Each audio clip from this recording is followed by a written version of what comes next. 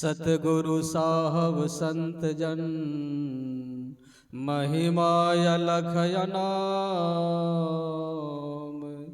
जो कोई है सत्संग में कोटि कोटि प्रणाम। बोलिए प्रेम से श्री सद्गुरु महाराज की।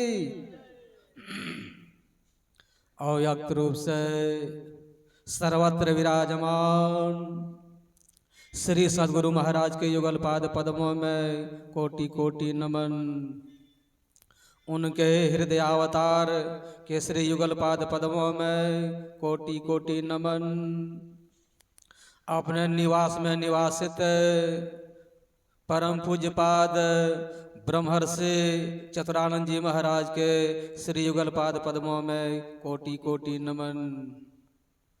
मंचासन आदरणीय सम्मानीय वंदनीय साधु समाज, विद्वत जन, आगंतुक सज्जन वृंद एवं मुरि भगवत नमानुरागी प्रेमियो, धीरमती स्नेहरति भगवत नमानुरागने माता एवं बहनों।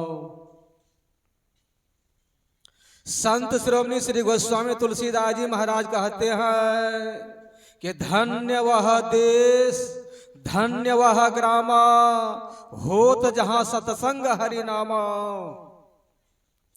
धनु जगह को कहते हैं, धनुष स्थान को कहते हैं, धनुष ग्राम को कहते हैं, जहां पार ब्रह्म परमात्मा के पावन नाम की चर्चा हो रही है। ध्यान देंगे, हमारे गोस्वामी जी महाराज कहते हैं कि हरि कथा जहां होता उचारा सकल देव मिली चले पगुधारा।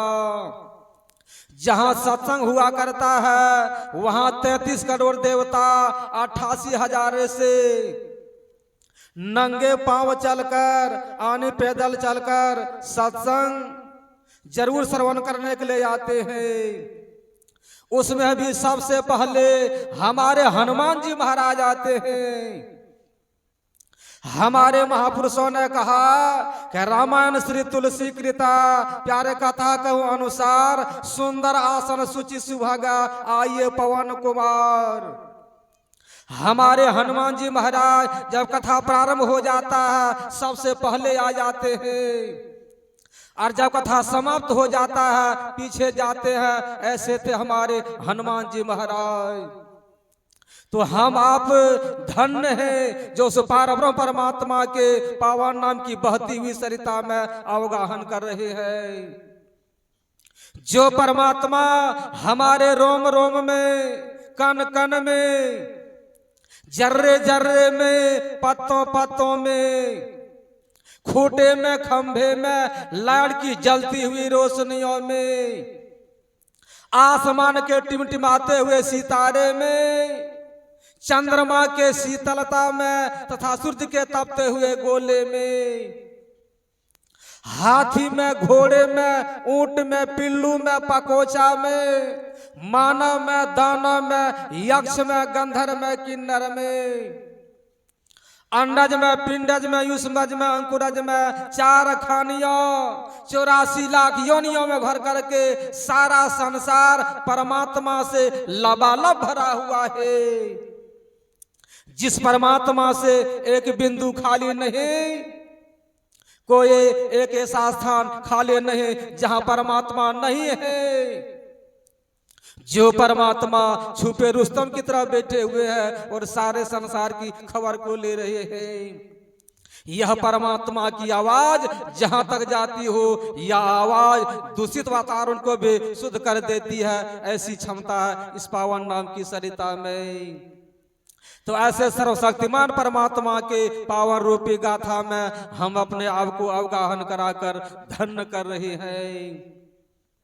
ध्यान देंगे, यह जो सत्संग ध्यान अधिवेशन हो रहा है, विशेषाधिवेशन हो रहा है, संतों ने इसको ज्ञान यज्ञ कहा।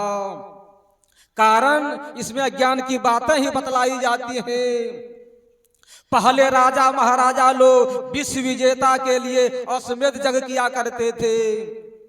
वैसे तो हम लोग संसार में बहुत प्रकार के यज्ञ देखते हैं, कभी विष्णु यज्ञ, कभी महाविष्णु यज्ञ, कभी चंडी यज्ञ, कभी महाचंडी यज्ञ, कभी शिव यज्ञ, कभी कल्याण यज्ञ, कभी रुद्र यज्ञ, कभी महारुद्र यज्ञ, आदि आदि। आगे का अर्थ होता है जानना या जागना। यज्ञ यज धातु से बना है। यज कहते हैं जानने की क्रिया को, जिसके तहत पार ब्रह्म परमात्मा की जानकारी हो जाए, उसी को यज्ञ कहते हैं। तो संसार में जितने प्रकार के यज्ञ होते हैं, सब यज्ञों में तेल, जौ, घी, मधु, चंदन की लकड़े, आम के लकड़े आदि की आहुति दी जाती है। इससे देवता लोग खुश हो जाते हैं, कारण स्वाहा स्वाहा की आहुति दी जाती है। स्वाहा बहुत देवताओं की माँ है, इसलिए इस आहुति से सारे देव और देवांगनाएं खुश हो जाते हैं, जिसे सही समय पर बारिश होने लगती है और उससे अच्छे अन्न उगते हैं और उस अन्न को खाकर हम लोगों को सद्ज्ञान होता है। लेकिन भगवान श्री कृष्ण अर्जुन से कहा था, अर्जुन जानते हो इस संसार में सबसे बड़ा यज्ञ कौन है? अर्जुन ने कहा, सरकार बतलाइए न। भगवान श्री कृष्ण ने गीता में कहा, सुनो अर्जुन, श्रेयान द्रव्यं मयाद्यः ज्ञान यज्ञं यज्ञः परम तपः सर्वं कर्माखिलं पार्थ ज्ञान परिसमाप्यते। धन या द्रव्य से सर्वथा ज्ञान यज्ञ प्रधान होता है। ज्ञान यज्ञ इसी सत्संग को कहते हैं। इसलिए हम मानवों को चाहिए कि संतों से युक्ति जान करके मुस्तैदी के साथ परमात्मा का भजन करें। बस इसी में हम आप लोगों का परम कल्याण हो जाएगा। श्री सद्गुरु महाराज की, श्री सद्गुरु महाराज की जय।